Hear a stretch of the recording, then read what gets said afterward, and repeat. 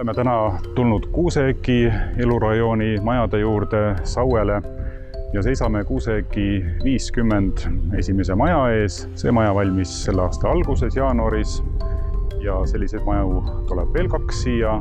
Teine maja valmib selle aasta lõpus, detsembris, ja 3. maja tuleb siis peale seda ka samasugune, samas reas.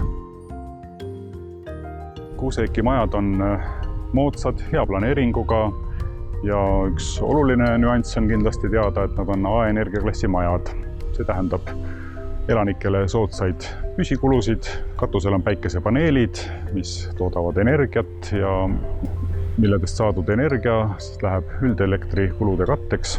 Majad asuvad Saue Tallinna-poolses servas, on vaikses ja rahulikus piirkonnas. Samas on siit väga lihtne ja mugav pääseda nii Tallinnasse kui ka ringteele ja selle kaudu igale poole mujale.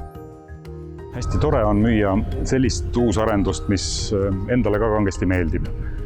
Ja tunnen, et see asukoht, see maja väljanägemine, see korterite suurus, kõik on selline meeldivalt maitsekas, samas suur, samas linnalähedane ja rahulik.